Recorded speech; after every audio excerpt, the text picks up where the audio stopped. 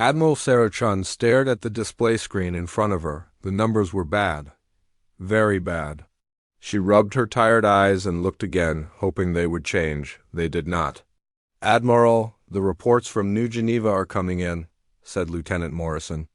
His young face was pale. "The plague has spread to the mining districts. We have lost another 20,000 people this week." Sarah nodded slowly. The plague had been killing humans for 3 years now. It started on Earth and spread to every human colony. No one knew where it came from. The best doctors could not stop it. The best scientists could not cure it. It just kept killing. "How many ships do we have left for evacuation?" Sarah asked. 47 transport ships, Admiral. "But only 32 are working properly." Sarah closed her eyes. 47 ships to move 2 million people from New Geneva colony. It was not enough.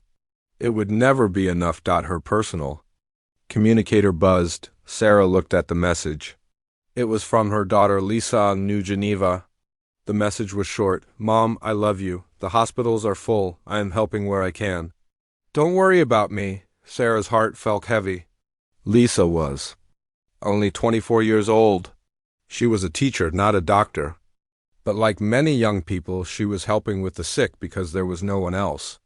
"Admiral Chun to the bridge," came a voice over the ship's communication system. "We have an urgent message from Earth." Sarah walked quickly to the bridge. Of her flagship, the Normandy, the ship was old but strong. It had served humanity for 30 years. Today, it led a small fleet trying to save as many people as possible from the dying colonies. "What is the message?" Sarah asked as she sat in her command chair. "It is from President Martinez on Earth, Admiral," said Communications Officer Park. "He wants to speak with you privately." Sarah went to her ready room and activated the secure communication link. President Martinez appeared on the screen. He looked older than when she last saw him. The plague and the crisis had aged everyone. "Sarah, I have bad news," the president said without greeting. "We are pulling back all military ships to defend Earth and the core worlds. Sir, we still have millions of people on the outer colonies. They need protection and evacuation support." "I know, Sarah, but we cannot defend everyone. The plague has weakened us too much. We need to protect what we can save." Sarah felt anger rise in her chest. "Mr. President, these are human lives. We cannot abandon them. We are not abandoning them. We are making hard choices. You have 48 hours to evacuate as many people as you can from New Geneva.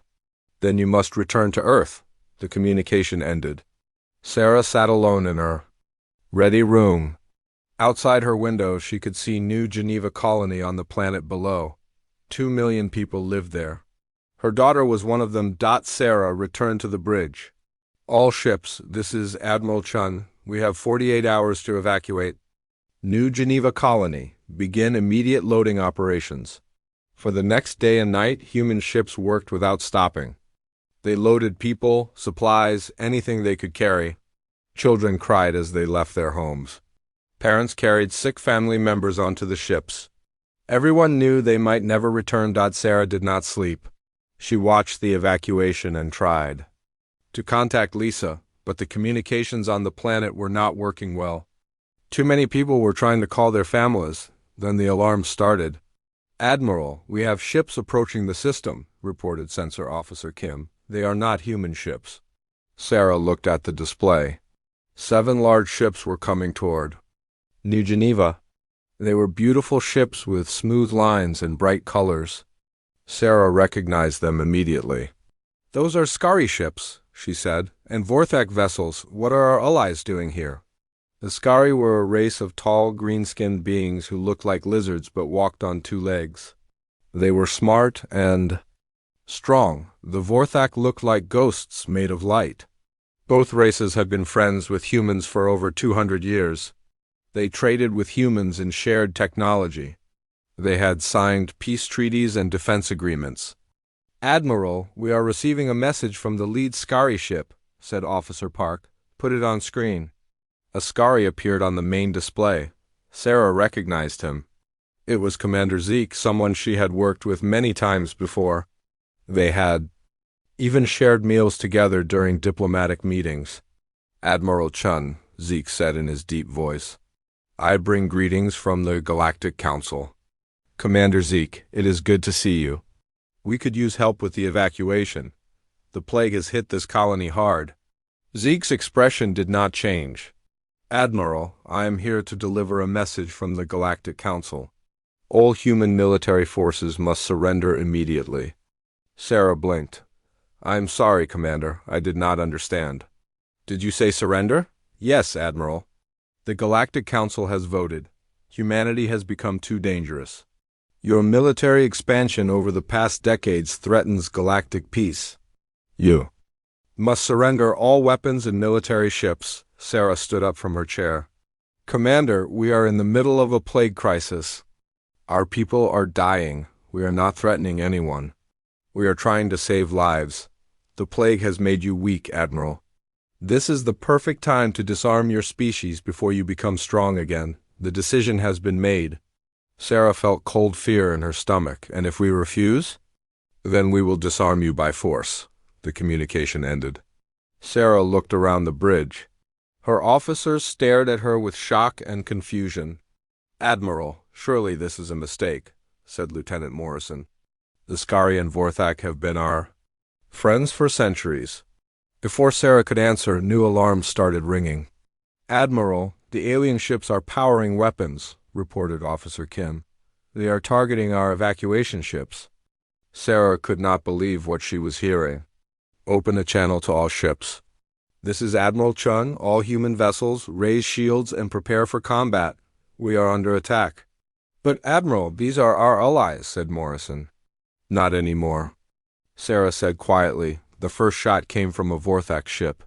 A beam of pure energy hit the transport ship New Hope. The ship carrying 5,000 evacuees from New Geneva disappeared in a ball of fire. Sarah watched in horror as more shots followed. The alien ships moved in perfect formation, targeting the slow transport ships first. The human military ships tried to fight back, but they were outnumbered and surprised. All ships, this is Admiral Chun, forget the evacuation. All civilian ships must escape immediately. Military ships will cover your retreat. Sarah watched her fleet die. Ship after ship exploded under alien fire. The transport ship Peaceful Journey, carrying her daughter's students from the teaching college, was hit and broke apart. Sarah watched the pieces float in space.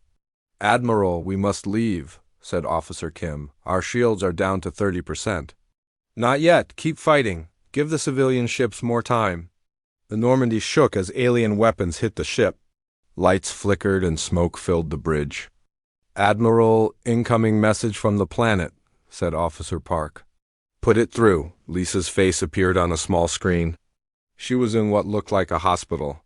Sarah could hear explosions in the background.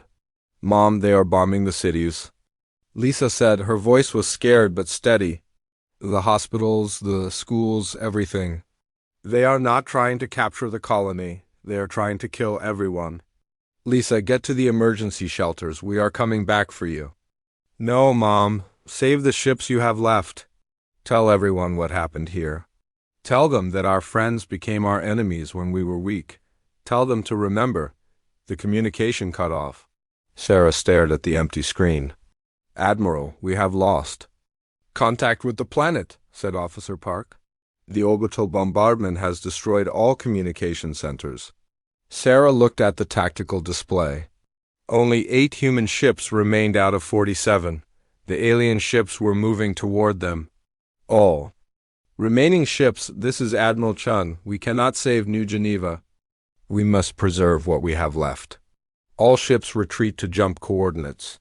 As the surviving human ships escaped into hyperspace, Sarah took one last look at New Geneva Colony. The planet that had been home to 2 million humans was now covered in fire and smoke.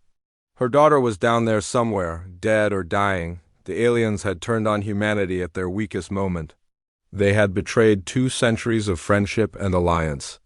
They had murdered millions of innocent people who were already suffering from plague, but Sarah Chun was still alive. Some humans were still alive. And Sarah made a promise to herself as she watched New Geneva burn. Someday, humanity would return.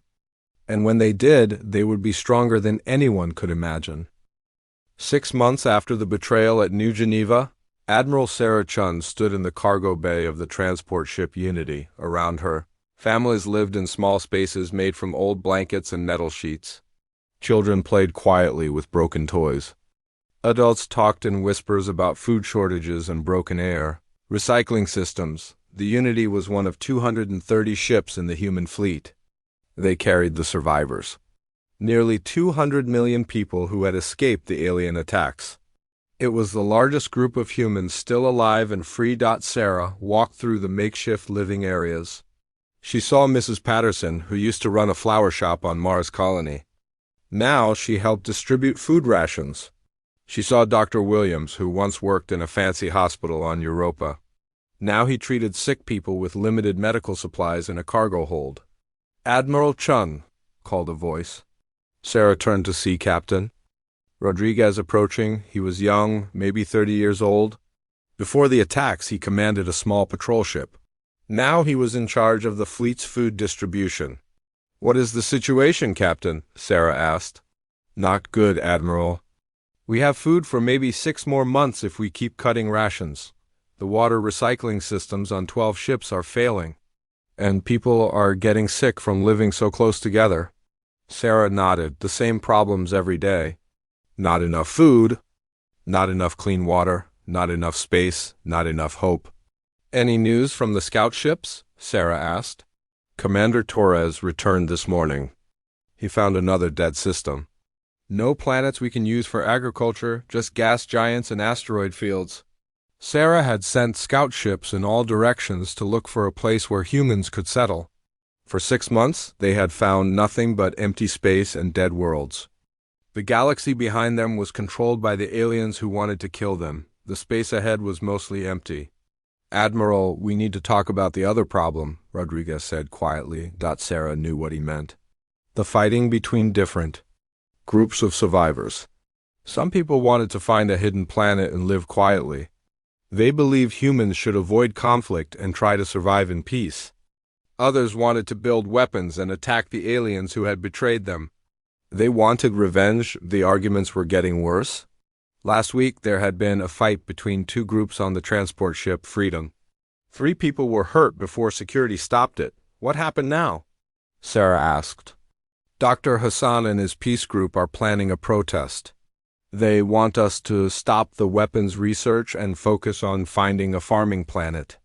But Colonel Morrison and his people say we need to build defenses first." Sarah felt tired.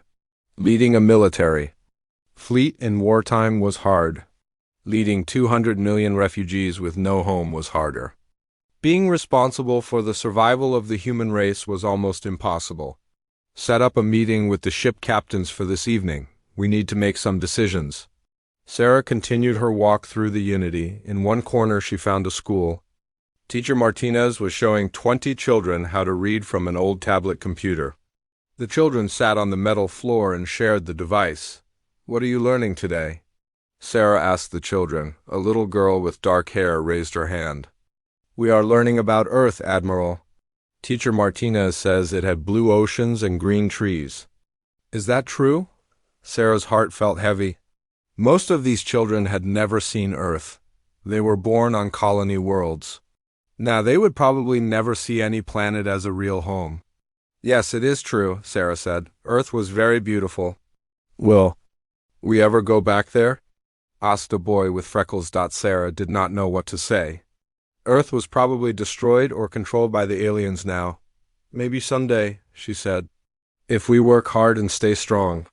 That evening, Sarah met with the captains of all the major ships in the fleet. They gathered in the conference room of the Normandy. The room was crowded because they had captains from passenger ships, cargo vessels, and the few remaining military ships. Captain Park from the medical ship Mercy spoke first. "Admiral, we lost 16 people this week from lung disease. The air recycling systems cannot handle this many people. We need to find a planet soon." "I understand, Captain. But we cannot settle on just any world. We need a place that can support agriculture and has resources for building. Dr. Hassan, who led the peace faction, stood up. Admiral Chun, we are running out of time arguing about weapons and revenge. We should send diplomatic messages to the aliens. Maybe we can negotiate a peace treaty. Colonel Morrison, who commanded the few remaining military ships, shook his head. Dr. Hassan, they tried to kill all of us. They bombed our colonies. They hunted down our evacuation ships. There will be no peace with them, but fighting will only bring more death, Dr. Hassan replied. We have children on these ships, families. We should focus on protecting them, not planning attacks. The best way to protect them is to make sure the aliens never attack us again, Morrison said. Sarah listened to the argument. She had heard it many times before. Both sides had good points, but they needed to make a choice about their future. What about the long-range scouts? Asked Captain Kim from the industrial shipbuilder. Any news from the deep space missions? Commander Torres, who led the scout ships, leaned forward. We have been exploring beyond the galactic rim. Most of it is empty space. But yesterday, we found something interesting. Torres activated a display screen. It showed a star map with a small cluster of dots far from the main galaxy. There is a group of old stars about 50 light-years beyond the rim. Long-range sensors show artificial structures around one of the stars, very old structures. Maybe thousands of years old. The room became quiet. Captain Rodriguez asked, "Are they inhabited?" No signs of life. No energy signatures, but the structures are massive. Bigger than anything we have ever built, and they appear to be intact. Sarah studied the display. How long would it take to reach these structures? About 3 months at our current speed. But Admiral, taking the entire fleet that far from known space is dangerous. If something goes wrong, we will be completely cut off. Dr. Hassan spoke up. It sounds very risky. What if it is a trap? What if the aliens are waiting for us?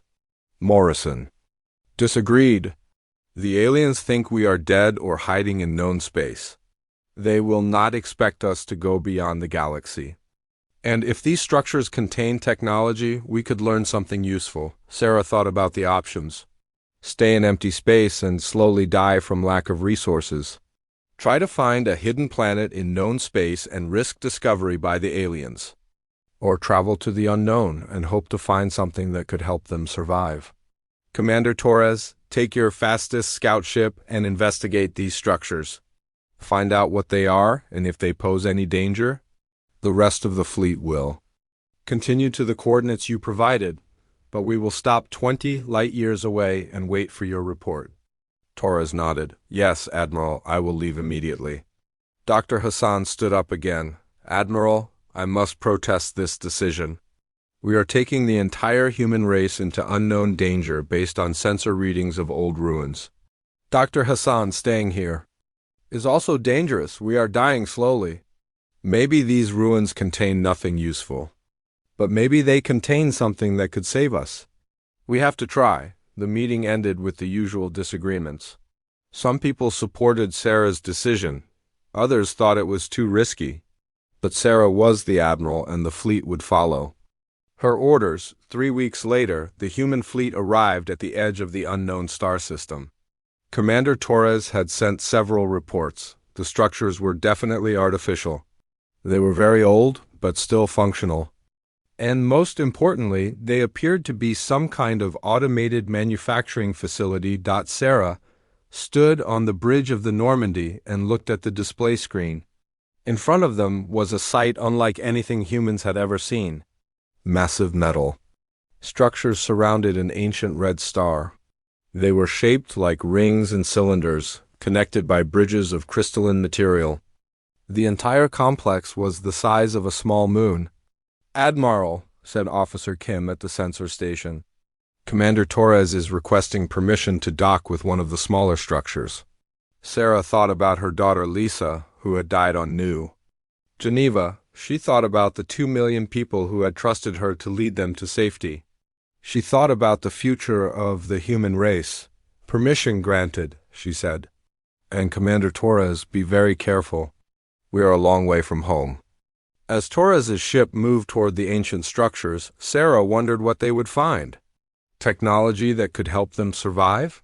Weapons that could help them fight? Or just empty ruins from a civilization that had died long ago? Whatever they found, it would determine the future of humanity. The survivors were no longer just running from their enemies. They were searching for a way to become strong enough to never run again. 50 years had passed since humanity found the ancient ruins. Admiral Sarah Chun was now 93 years old. Her hair was white and her hands shook slightly when she walked, but her mind was still sharp. She stood in the observation deck of Sanctuary Station, looking out at what humans had built among the alien ruins. The ancient structures had been more than anyone imagined. They were not just buildings, they were machines. Massive machines that could build other machines. The long-dead aliens who made them had left behind technology that was thousands of years ahead of anything humans or the current galactic races had ever seen. Sarah watched human workers moving between the old alien structures and the new human buildings. Children who had been born in the ruins ran and played on walkways that crossed between the ancient rings. These children had never seen Earth or any of the old human colonies.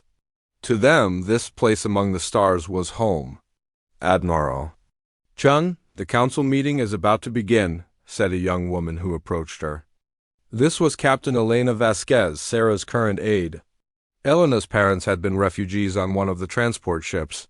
Elena herself had been born here in the ruins during the second year of settlement. Sarah nodded and walked slowly toward the meeting room.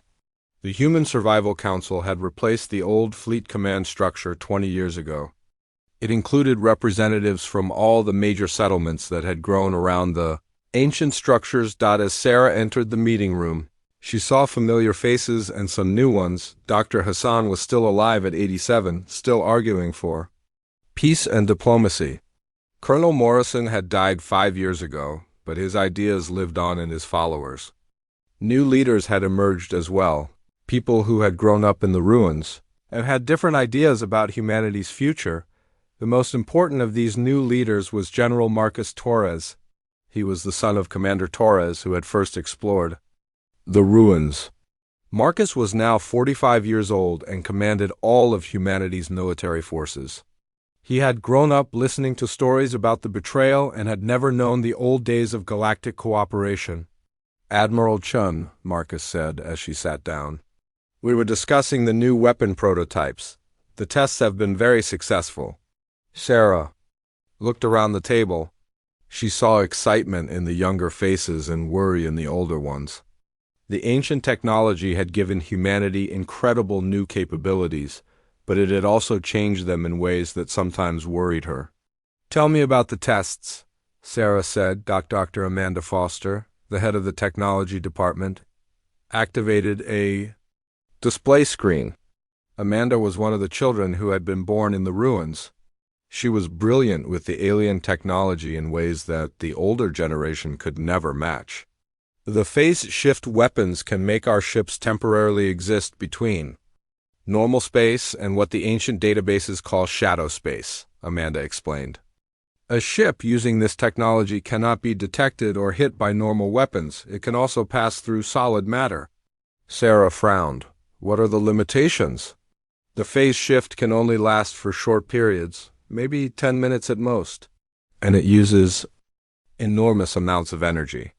But Admiral, imagine the tactical advantages. Our ships could attack and disappear before the enemy could respond, Marcus leaned forward. We have also successfully tested the temporal displacement weapons. They can slow down time in a small area around an enemy ship. To us, the enemy appears to move very slowly.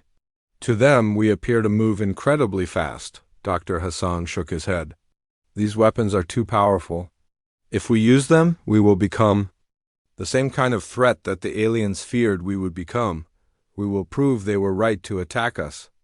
They attacked innocent people, said Marcus firmly. They killed children and sick people. They destroyed our colonies when we were weak and suffering.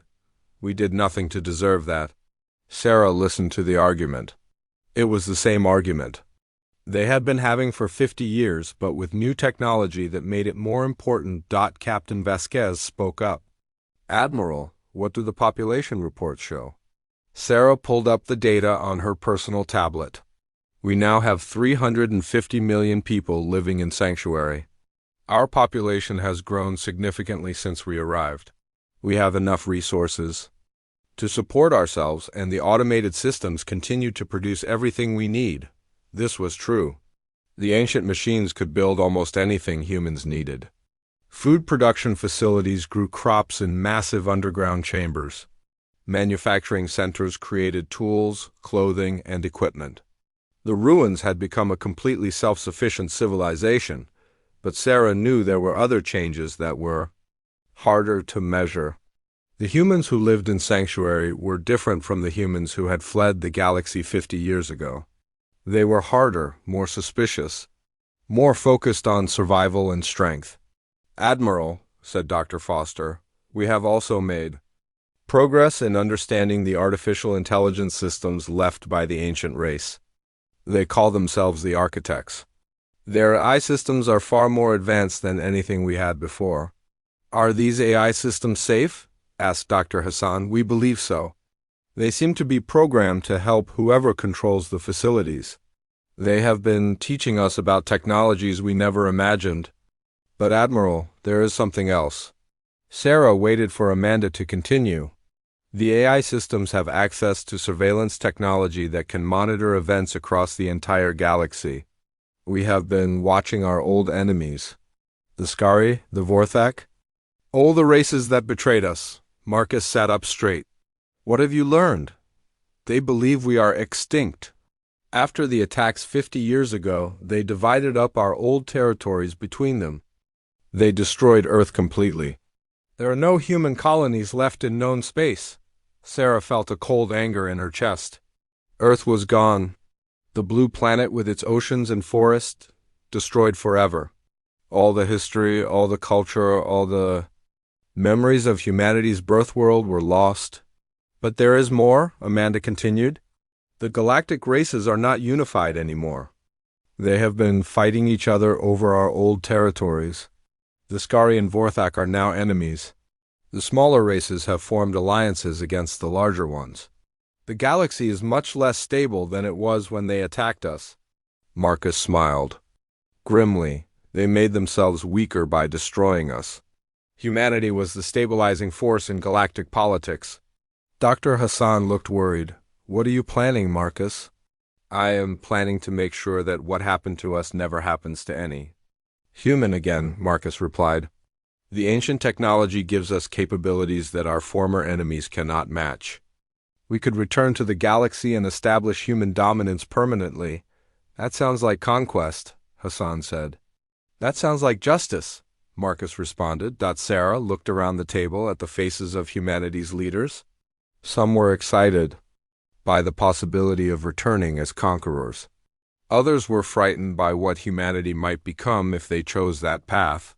Marcus, show me the military capabilities we have developed, Sarah said. Marcus activated another display. It showed technical specifications for ships and weapons that seemed like magic compared to the old human technology. We have built 300 ships using architect technology.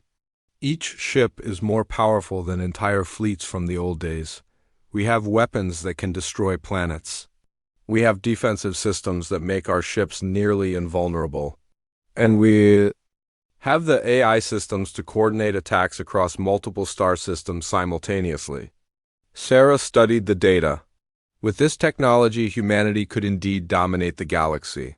But she remembered the old days when humans had been explorers and diplomats, not conquerors. There is something else you should know, said Captain Vasquez.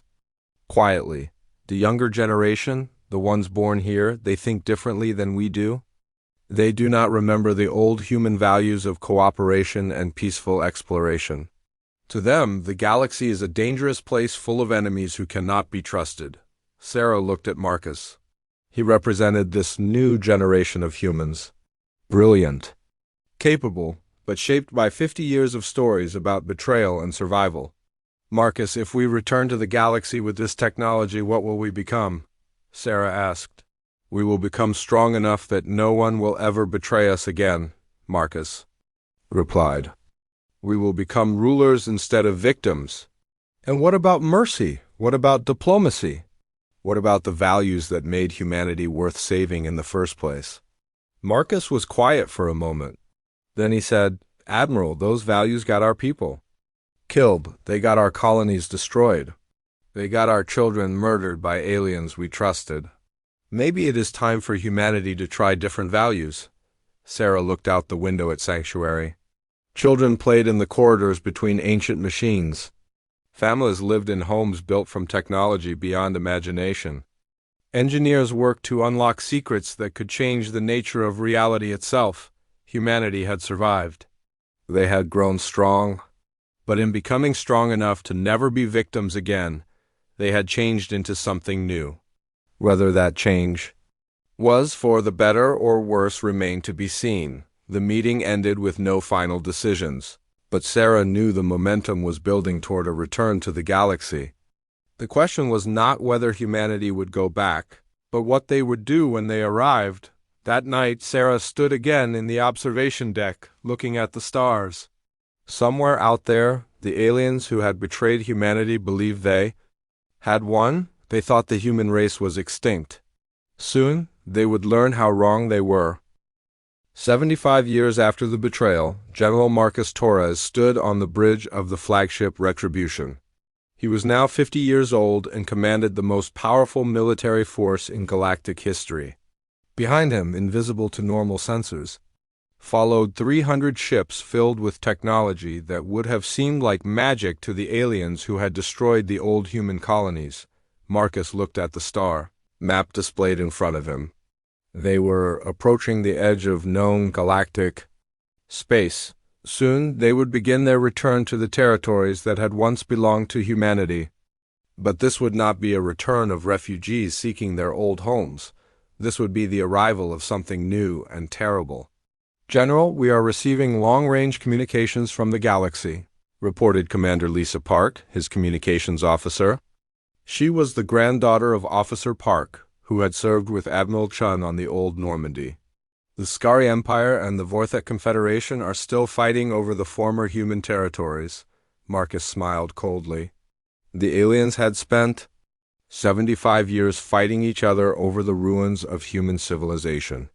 They had made themselves weak through constant warfare while humanity had grown strong in exile. Any signs that they know we are coming? Marcus asked. None, General. As far as they know, humanity is extinct. Their history books record the complete destruction of the human race. Marcus thought about Admiral Chun, who had died 10 years ago at the age of 103. Even at the end, she had worried about what humanity was becoming. She had supported the return to galactic space, but she had always hoped they could find a way to do it without losing their souls. Marcus had respected Admiral Chun, but he believed she was wrong. The old human values of mercy and cooperation had gotten millions of people killed. The new humanity needed new values, strength, power, the ability to make others fear them so much that betrayal would be unthinkable. Commander Park, begin Phase 1 of the operation. Send the infiltration ships to monitor the major alien worlds. I want to know everything about their current military capabilities. Yes, General. Marcus watched as 12 small ships separated from the main fleet. These ships used the phase shift technology that Dr. Foster had perfected. They could become invisible and pass through solid matter. The aliens would never know they were being watched. For the next 3 months, the human infiltration ships moved through alien space like ghosts. They observed military bases, listened to communications, and mapped the positions of enemy fleets. The aliens continued their wars without any idea that their former victims were watching every move they made. The reports that came back confirmed what Marcus had hoped. The galactic races were weaker than they had been 75 years ago. Their constant fighting had exhausted their resources. Their technology had barely advanced. They were still using the same weapons and ships they had used to destroy the human colonies. Meanwhile, humanity had weapons that could bend space and time. General, we have received all the reconnaissance reports, said Commander Park. The Skari Empire has 47 major military bases and approximately 2,000 ships. The Vorthik Confederation has 31 bases and 1,500 ships. The smaller races have much less. Marcus studied the tactical displays. And their most powerful weapons? Plasma cannons and energy shields, General. The same technology they used against us 75 years ago. They have made some improvements, but nothing significant. Excellent. Begin Phase 2. I want to send them a message they will never forget. The first target was a Skari military base in what had once been human space. The base was built on an asteroid that had previously been a human mining station. Marcus had chosen this target deliberately. The Skari had built their base on top of human graves. The attack came without warning. 3 human ships appeared from shadow space directly inside the Skari base's defensive perimeter. The aliens barely had time to sound alarms before their entire installation was destroyed. The human ships used temporal displacement weapons that made time slow down around their targets. To the Skari, the human weapons seemed to fire instantly from all directions at once. Then the human ships vanished back into shadow space, leaving only debris and confusion. The Skari commanders could not understand what had happened. Their sensors had detected nothing until the moment of attack. The weapons used against them were unlike anything in their databases. They sent urgent messages to other Skari bases, warning of a new unknown enemy, but before their messages could be answered, more attacks began. A Vorthik patrol fleet of 20 ships was patrolling near a former human world when reality seemed to tear open around them. Human ships emerged from tears in space-time itself, destroyed the entire Vorthik fleet in minutes, and disappeared again. The aliens never even had time to send a distress signal. Over the next 6 months, mysterious attacks struck alien military installations throughout the galaxy. Bases vanished overnight. Fleets disappeared without sending any communications. Supply convoys were found drifting empty in space with no signs of what had happened to their crews. The aliens began to panic. The Skari accused the Vorthak of using secret new weapons. The Vorthak blamed unknown terrorists. Smaller races formed emergency alliances and demanded protection from their larger neighbors. Marcus watched the chaos from the bridge of the retribution. His strategy was working perfectly. The aliens were so busy suspecting each other that they had not considered the possibility that humanity had returned. General, we are intercepting communications between the alien leaders, reported Intelligence Officer Chun, the great-granddaughter of Admiral Sarah Chun. They are planning an emergency meeting of the Galactic Council. Let them meet, Marcus said. Soon they will learn the truth. The emergency meeting took place on Nexus Station, the same space station where the original decision to destroy humanity had been made 75 years earlier. Representatives from all the major alien races gathered to discuss the mysterious attacks that were terrorizing the galaxy. Commander Zeke, now an elderly Skari general, addressed the assembly. Fellow council members, we face an unknown enemy with impossible technology. Our ships and bases are being destroyed by weapons that appear from nowhere. We must unite our forces to identify and defeat this threat. High Counselor Vorth of the Vorthek spoke next. General Zeke speaks wisdom, but we must also consider the possibility that one of our own races has developed these weapons in secret. The attacks seemed coordinated and purposeful. The alien leaders argued for hours without reaching any conclusions. They could not understand what was happening because they had never imagined that their former victims might return from extinction. The lights in the council chamber flickered and died. When emergency lighting activated, the aliens found that they were no longer alone. Standing in the center of the chamber, as if he had always been there, was General Marcus Torres. He wore the black uniform of the human military, decorated with symbols that the aliens did not recognize. "Hello, old friends," Marcus said in a calm voice. "I think it is time we had a conversation." The aliens stared at him in shock and terror. General Zeke's green scales turned pale. High Counselor Vorth's energy form flickered with fear. Several of the smaller race representatives tried to reach for weapons, but found that their hands would not move.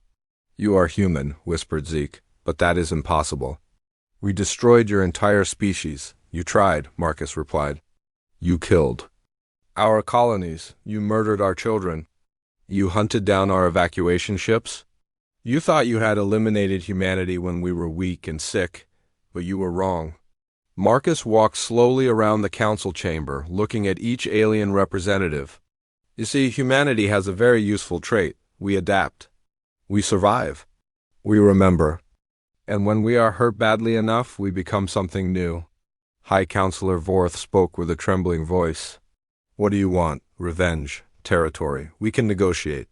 Marcus smiled, but there was no warmth in the expression.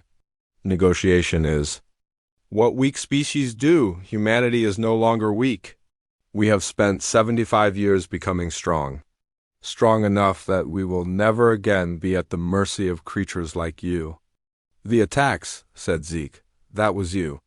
"But how? Our sensors detected nothing. Your technology is impossible." "Your technology is 75 years old," Marcus replied. "Ours is beyond your comprehension. We have mastered forces that your scientists believe are only theories. We can exist between dimensions. We can manipulate time itself. We can destroy your worlds without even approaching them." The chamber was completely silent except for the sound of alien breathing and energy fluctuations. "What are your demands?" asked Zeke. Marcus stopped walking and faced the assembled aliens. "Demands? You misunderstand the situation. I am not here to negotiate. I am here to inform you of new realities."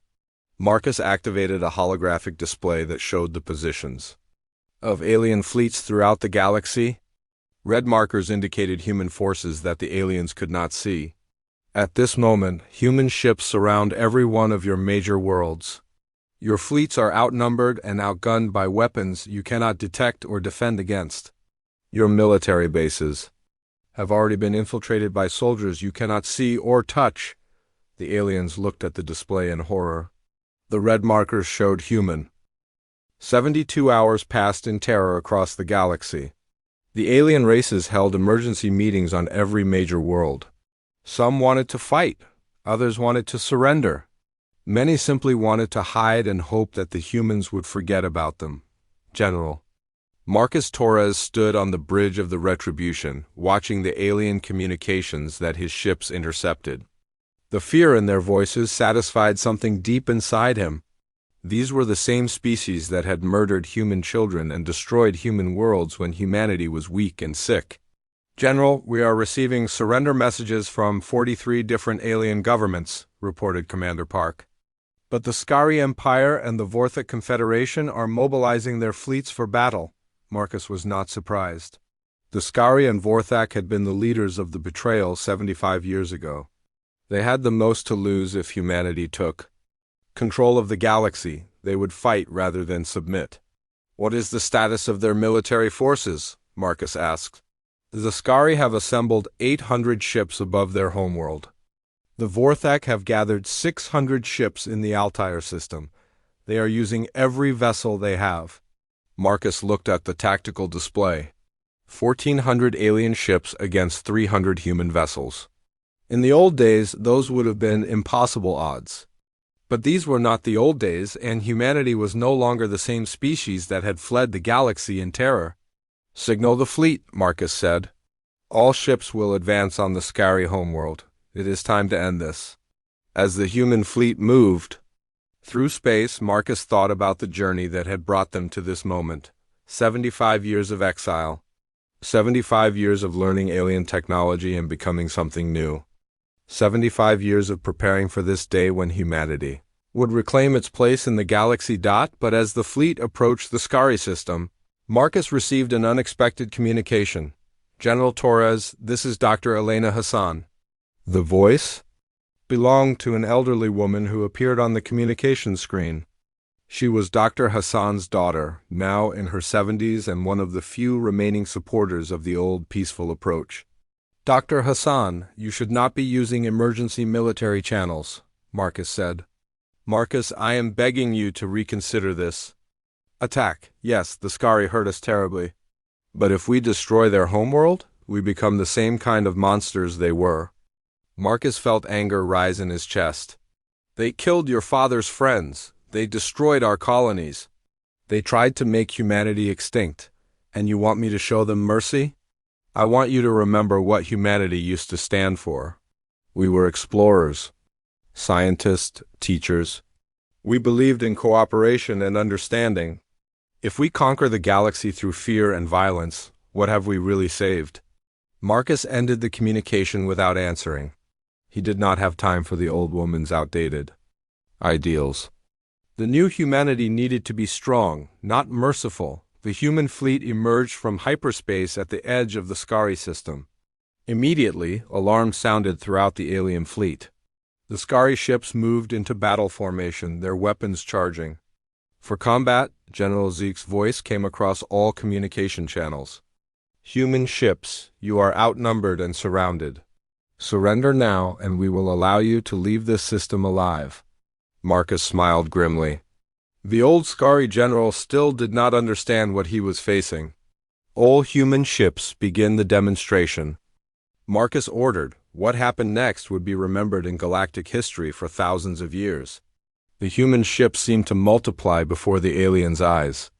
Each vessel created dozens of copies of itself using temporal displacement technology.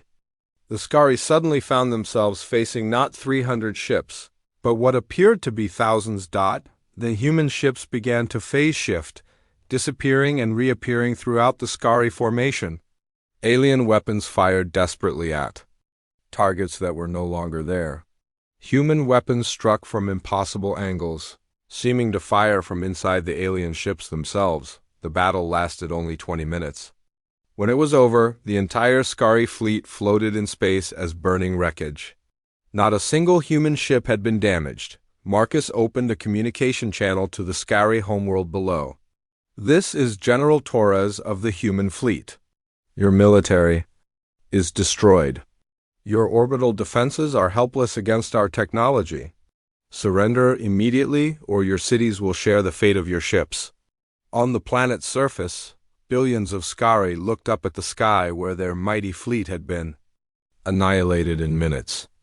Their leaders gathered in emergency session, knowing they had no choice but to accept human terms. We surrender, came the reply from the planet. Please do not destroy our world. Marcus considered the request. With his weapons, he could turn the entire planet into ash within hours. Every Scari who had participated in the betrayal of humanity could be eliminated. Justice could be complete, but as he prepared to give the order to begin orbital bombardment, Marcus heard Admiral Chun's voice in his memory. She had always said that the true test of a civilization was not how it treated its friends, but how it treated its defeated enemies. The Scari homeworld will be spared, Marcus announced, but your government is dissolved. Human administrators will take control of your world. Your military is disbanded permanently. Any resistance will result in the complete destruction of your civilization. Similar scenes played out across the galaxy over the following months. The Vorthek Confederation lasted 3 days before surrendering. The smaller alien races submitted without fighting once they saw what had happened to the major powers. Within 1 year, humanity controlled every inhabited system in the galaxy.